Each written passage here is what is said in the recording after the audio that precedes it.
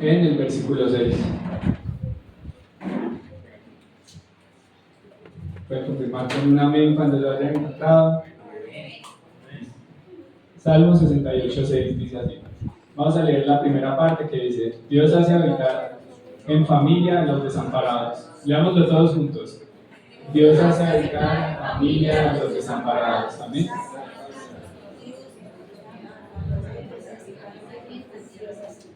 Bueno, quería enfocarme en la primera parte, pero lo leeré todo, está bien. Pueden estar cómodos, hermanos. Muchas gracias. También está mi tío Jorge con Josué y Marta. Además, yo tengo astigmatismo, entonces no alcanzo a ver bien. Cualquier cosa me avisa. Bueno, hermanos, Dios hace habitar en mi familia a los desamparados. ¿Por qué pues elegimos este tema para hoy? Bueno, realmente no fue algo que yo hubiera pensado, sino que fue un sentir que me llegó en un momento que estaba pidiéndole al Señor que nos diera dirección de qué tema tocar este culto.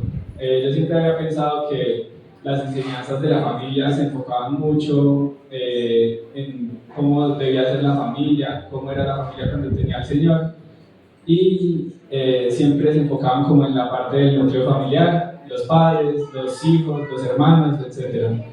Pero traía a mi mente pues mi familia, que es una familia, como ustedes pueden ver, muy numerosa, donde uno tiene un montón de primos que considera hermanos, tíos que son como padres o madres. Y bueno, esto me llevó a pensar que varias personas de mi familia han tenido que cumplir, digamos, roles o funciones que no les corresponden. Pero ¿por qué digo que no les corresponde? Pues para esto quiero pues que empecemos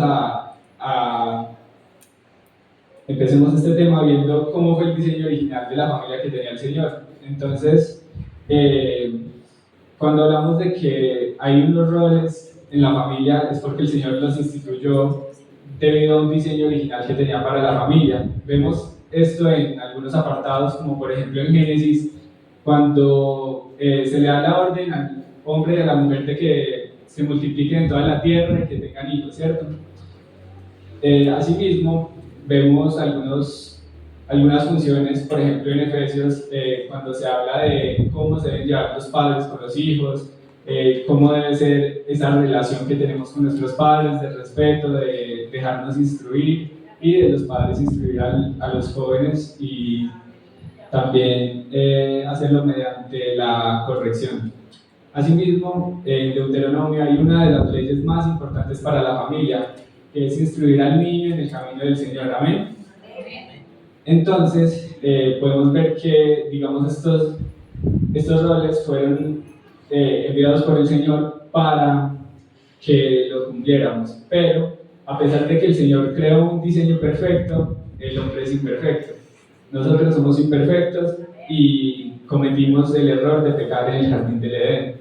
Entonces les pregunto, hermanos, ¿ustedes creen que ese pecado que sucedió en Génesis también afectó a la familia? Sí.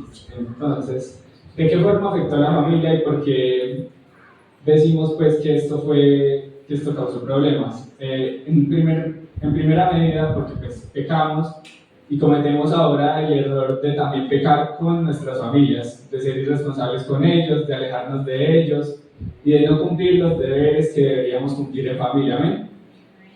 Entonces, esto por un lado, pero por otro lado, el pecado original llevó a que el ser humano perdiera una condición que era la de ser inmortal. Básicamente, cuando el Señor creó al hombre, que lo creó a imagen y semejanza de él, tenía la idea de que él conviviera con él para la eternidad. Sin embargo, después de que pecamos, pues caímos en la muerte también.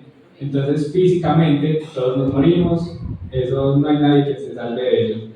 ¿Qué pasa con esto? Estas dos condiciones, la condición de morir y la condición de no cumplir con el propósito que tiene el Señor para nosotros en las familias, lleva a que hayan vacíos en las familias.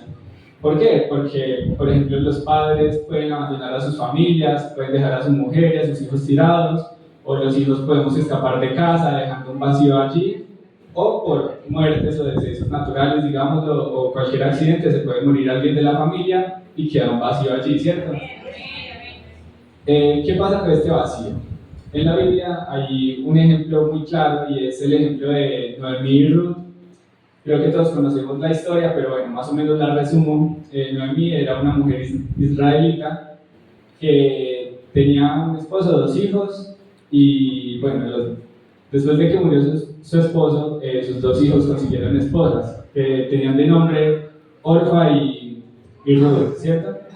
Entonces, después de que su esposo murió, ella quedó viuda, pero aún tenía sus hijos. Después pasó la tragedia completa y es que sus dos hijos murieron. ¿Qué pasaba en este entonces?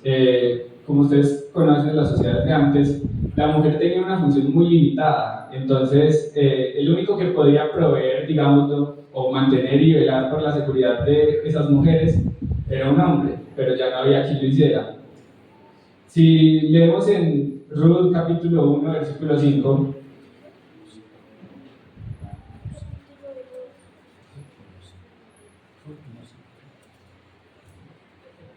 se nos perdió. Dice, murieron también los dos hijos, Malón y Kelión, dejando así a la mujer desamparada de sus dos hijos y de su marido. Amén. Entonces, podemos ver esto en relación al versículo anterior que leíamos, que decíamos que Dios da familia a los desamparados. Entonces les pregunto, ¿Dios dio familia, en este caso a Noemí? Ajá, exacto. Entonces, ahí encontramos una gran revelación y una enseñanza muy linda que nos deja el Señor en la historia de Ruth. Y es que la familia muchas veces no es por una línea de sangre o por un parentesco, sino que la familia ante todo es instituida por el Señor por gracia. Si leemos en Ruth capítulo 1 versículo 16, leemos la decisión que tomó Ruth, ya que Noemí le dijo a sus dos nueras que se fueran, porque pues ya no tenían ninguna función que cumplir con ella, digámoslo así. A pesar de que las dos en un primer momento dijeron que no se apartarían de ella y que la acompañarían en todo lo que necesitara, después podemos ver que Orfa se alejó de ella, pero Ruth le respondió de esta forma: no me ruegues que te deje y me aparte de ti, porque donde quiera que tú fueres, iré yo, y donde quiera que vivieres, viviré. Tu pueblo será mi pueblo, y tu Dios, mi Dios. Amén. Entonces aquí podemos ver que el Señor, en medio de... Él se preocupa por nosotros. Primero, instituyó unas funciones para que nuestras familias funcionaran, valga la redundancia, y para que nosotros pudiéramos vivir con ellos, ¿cierto? Sin embargo, en medio de nuestra rebeldía, de nuestro pecado, nosotros lo alteramos y lastimosamente esto genera vacíos en nuestra familia. Sin embargo, aquí podemos ver que a pesar de eso, el Señor provee siempre. El Señor es fiel para con nosotros y Él nos ha acompañado y siempre va a hallar la forma de que por su gracia alguien que tal vez no tenga esa función pueda cumplirla, pueda ser usada para su propósito, porque aunque uno crea que su familia está desarmada, que le hacen falta partes, que digamos no es perfecta, el Señor tiene un propósito con todos nosotros. Y eso lo podemos ver en esas necesidades que tenemos y en cómo partes de nuestra familia que uno podría decir son lejanas, se han preocupado por nosotros y nos han buscado para representar la gracia del Señor. Entonces, antes de pasarle el micrófono a mi tía Janet, que va a continuar con esta enseñanza, quería hacer una pequeña diferencia entre un hogar desintegrado y un hogar disfuncional. ¿Por qué? Porque muchas veces pensamos que un hogar que tiene todas sus partes puede ser funcional, pero no necesariamente. Y asimismo, un hogar desintegrado que le falta alguna de sus partes por X o Y motivo, el Señor lo puede hacer funcional para su gloria y para su honra. Amén.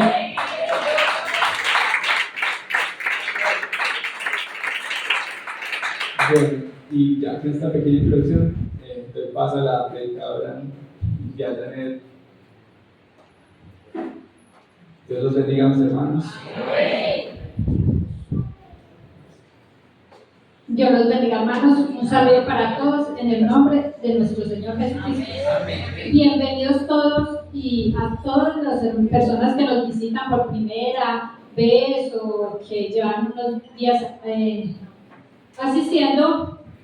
Quiero decirles que Jesucristo les ama, igual que a todos los que ya hemos aceptado a nuestro Señor Jesucristo como único y suficiente Salvador. Bueno, hermanos, siguiendo con la prédica, yo sé que Dios es quien va a hablar porque realmente las notas que tomé se me quedaron en la casa.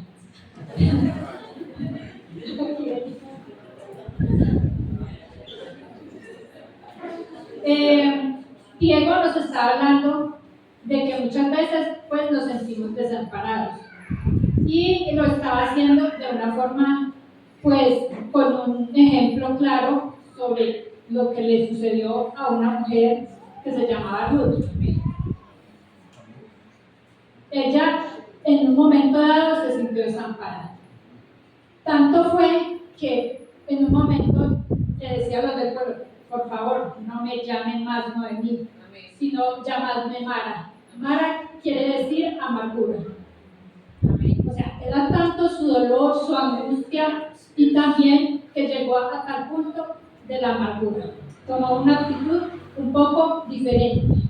O sea, y como la mayoría de nosotros la tomaríamos, porque no vamos a decir que no. En un comienzo, aceptar una realidad es muy difícil. Y esto le pasó a Ruth, a Noemí. Fue muy difícil para él aceptar la realidad. Pero quiero en esta noche hablarles de un versículo que me encanta, porque es que me encanta, y es el Salmo 91:1.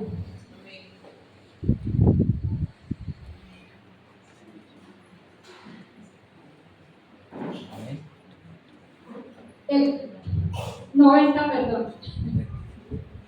El Salmo 91.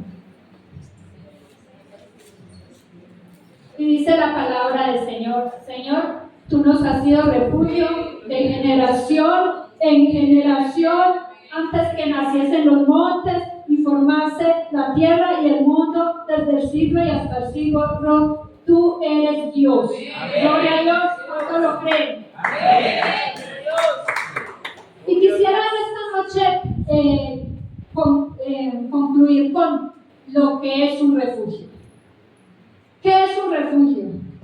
Un refugio, según el diccionario, es sinónimo de asilo, de acogida o de amparo, pero también significa lugar adecuado para refugiarse. En las últimas décadas lo hemos visto mucho, sobre todo en aquellos lugares como Palestina, Siria y todos aquellos lugares donde tienen que buscar un refugio por la guerra. No es nada fácil para ellos, porque esto, antes de llegar al refugio, hay que pasar una serie de situaciones muy difíciles que muchos de ellos no alcanzan a llegar porque mueren en el camino. Igualmente sucede cuando para los montañistas, los alpinistas y los esquiadores, en las altas montañas también existen los refugios. ¿Y con qué es? ¿Por qué? Porque muchas veces las inclemencias del clima los llevan a buscar un lugar donde refugiarse. Pero hay alguien más, y es más grande todavía que estos pequeños refugios, y se llama Jesucristo. ¿Por qué razón? Porque es que muchas veces, ¿cuántos de nosotros nos hemos sentido angustiados por una vida? Es el dolor grande que llega a nuestra alma. Y les cuento que el dolor físico no es nada comparado con el dolor del alma. Es mucho más grande el dolor que puede sentir uno en el alma. Pero en ese momento hay alguien en quien refugiarnos. Es pues ahí donde tomamos una actitud que es muy importante, porque ¿qué debemos hacer en esos momentos tan difíciles? Como en el caso cuando estábamos hablando de las familias, cuando se muere un familiar muy cercano y de pronto ha sido un apoyo para nosotros, pero en ese apoyo encontramos ya un vacío grande y empieza a desintegrarse nuestra familia. Y al encontrar este vacío tan grande, muchos, yo no voy a decir que no porque pues, somos humanos, muchos de nosotros hemos tomado actitudes de alejamiento de las personas, hemos tomado actitudes de enojo, muchos se han llegado a irarse porque su familia empieza a desintegrarse. Pero es ahí donde nosotros podemos y tenemos un refugio grande que se llama Jesús. Amén. Ahora, ¿qué pasa en este momento? Hay un versículo espectacular también que me encanta, que dice que yo estoy a la puerta y llamo, si alguien escucha mi voz, entrará y cenará conmigo bueno, ¿sí? Y abre eso, y abre la puerta y ya, bueno, me enredé un poquito.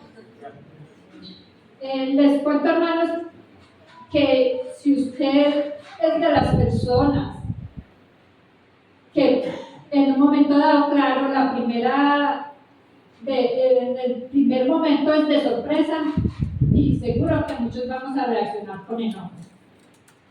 Pero si usted, hay estadios que dicen yo estoy a la puerta y llamo, y si en ese momento en que estás a la puerta y Dios te llama, pues ya es decisión tuya, porque lo más bonito que me parece de Dios es que Él nos dio libre albedrío. Tú decides, esa es decisión tuya. Si abres la puerta, dejas entrar a Dios y que seguro Él calmará todas tus angustias y todas tus necesidades que en el momento tengas. Y estábamos hablando de familia. Sucede igual cuando por alguna razón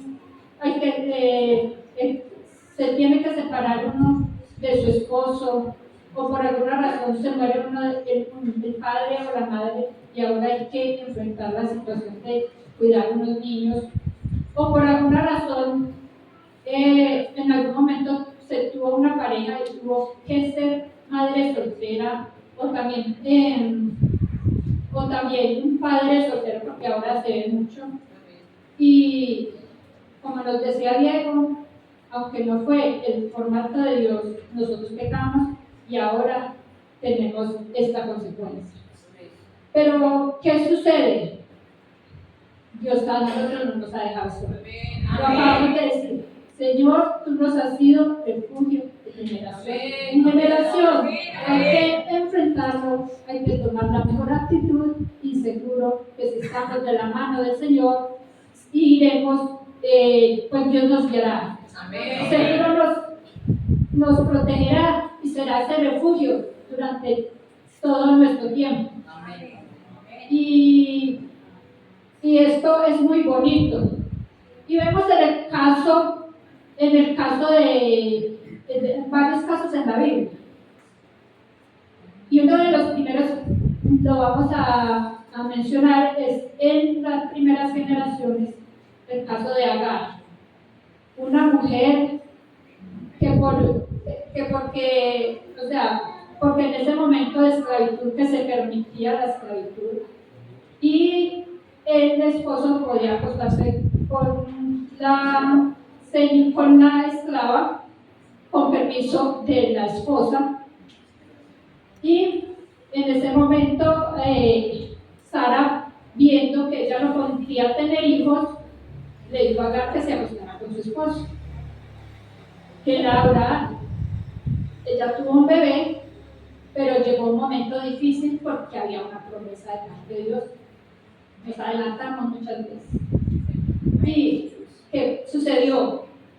Sara, ya estando embarazada, y Agar, viendo esta situación, empezó a fastidiar a Sara, y en este momento ya todo cambió. Y ya todo cambió porque entonces Sara empezó a quejarse de Agar por la situación que estaba viviendo, y ya al quejarse de Agar empezó a fastidiarla de tal forma que Agar huyó. Estaba sola, desamparada, llevaba una tinaja de agua, y en el desierto se quedó sin agua, sin nada, y solamente hizo refugiarse en un árbol. Pero hay alguien más grande que un árbol, que se llama Jesucristo. Hasta allí llegó, llegó Jesús, Dios. Y Dios le habló a Sara y le dijo que no estaba sola. En ese momento fue un gran consuelo. Estaba desamparada, abandonada, pero allí hubo un gran consuelo para ella. Pero ella escuchó esa voz. O sea, escuchó. Y a partir de allí, la promesa que Dios le dijo era que iba a haber una gran nación donde iban a tenerlo todo. Y así fue. Así fue porque Sara escuchó, obedeció a Dios en ese momento Agar, y todo le cambió la vida. Primer ejemplo. Segundo ejemplo. Había un hombre, profeta de Israel, el grande, famoso en su pueblo, en su región, por ser uno de los profetas de Dios, y allí tuvo un caso particular.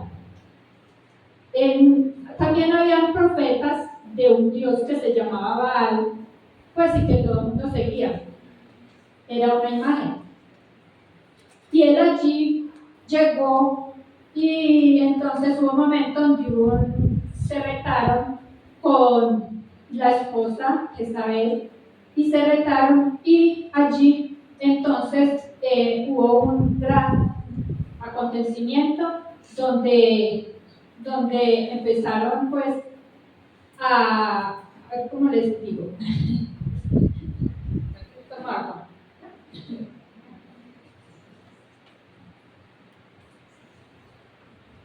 Y hubo allí un gran acontecimiento donde empezaron pues a invocar el nombre del Señor, al Dios que más respondiera. Los profetas de Baal empezaron a invocar el nombre de su Dios Baal, y hicieron un altar y empezaron a invocar el nombre de su Dios Baal, y llegaba hasta el mediodía y invocando ya casi al terminarse de ese tiempo, y por ningún momento Baal les respondió. Cuando le tocó el turno a Elías, él se separó y organizó su altar, le hizo rociar más agua de lo común y empezó a invocar el nombre de Dios. Pero como Dios también los escucha, cayó fuego del cielo y todo se consumió en el altar, y allí glorificó a Dios, pero también entonces mató todos los profetas de Baal. Bueno, esta parte. Pero entonces de aquí vemos cómo Elías, asustado porque Jezabel lo amenazó, después de gran acontecimiento, se fue y se escondió. Tomó una actitud de cobardía, pero también era un hombre, sí, de cobardía. Su autoestima se fue por el suelo. Subió a un río y allí se escondió y se refugió, esperando a morirse y huyendo de la muerte. Qué paradoja, ¿cierto? Porque se había escondido porque lo iba a matar Jezabel. Pero allá se sentó a esperar que la muerte le llegara. Pero es que como Dios habita y hace habitar en medio de los desamparados, y Él ha sido nuestro refugio de generación en generación, allí Dios llegó y hubo algo grande. Le llevó comida, le mandó unos cuervos y lo alimentó, y luego le dijo: levántate y anda, que el largo camino te espera uno. Era muy real. Una de las cosas más maravillosas de Dios es que aún en los momentos más difíciles Él está con nosotros.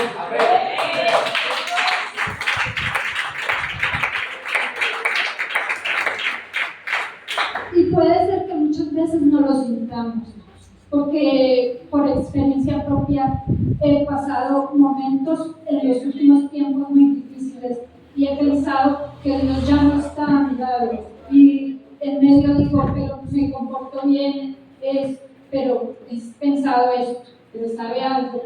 Cuando ya estoy a punto de desfallecer, llega Dios para recogerme. Y ahí viene la gran victoria, hermano. Porque ese es un Dios grande y maravilloso. Y hermanos, no se aflijan porque de pronto usted es una madre soltera y le tocó cuidar 2, 3 hijos, o porque usted fue un padre soltero y ahora está cuidando a su hijo, o porque usted está solito del todo y no tiene a quién acudir. No se aflijan, hermanos. ¿Saben cuál? Con nosotros está el más grande y Él ha dicho.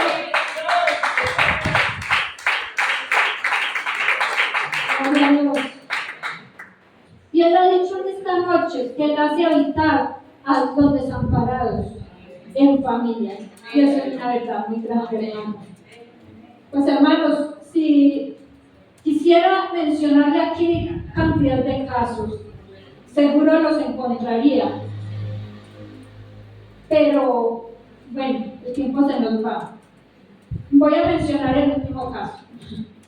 Mi padre, siendo un bebé de 2 años, su madre murió. Quedó al cuidado de su padre y de sus hermanos. Su padre se volvió a casar, él quedó solo con sus hermanos. Fueron momentos muy difíciles. Él no conocía de Dios. Y fueron momentos muy difíciles. Ellos crecieron de lugar en lugar, como pudieron, muchas veces aguantaron hambre.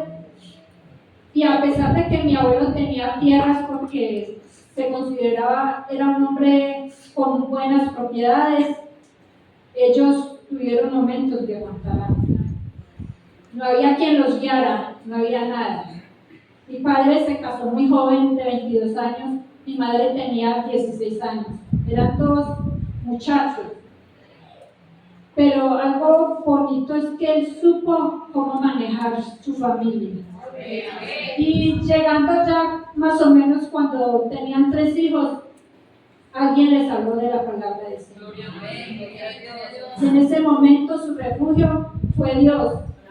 Y allí, en ese refugio seguro, se quedaron hasta el día de hoy. Mi madre murió siendo cristiana. Mi padre sigue siendo un gran adorador de Dios y ama a nuestro Dios con todas sus fuerzas. Y aún el ejemplo de esa pareja tan bonita, estamos todos los hijos. Hemos vivido momentos muy difíciles. Y el caso más claro, cuando mi hermana murió, dejando 2 niños para nosotros, fue triste, demasiado triste.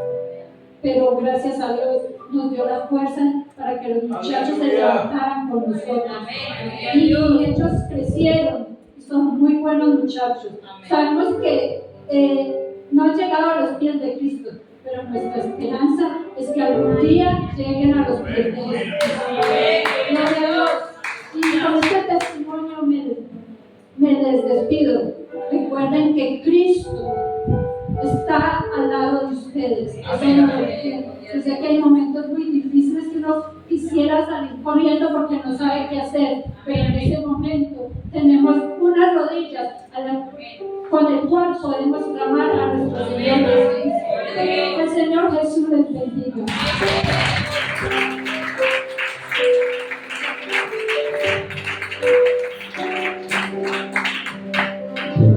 Oh,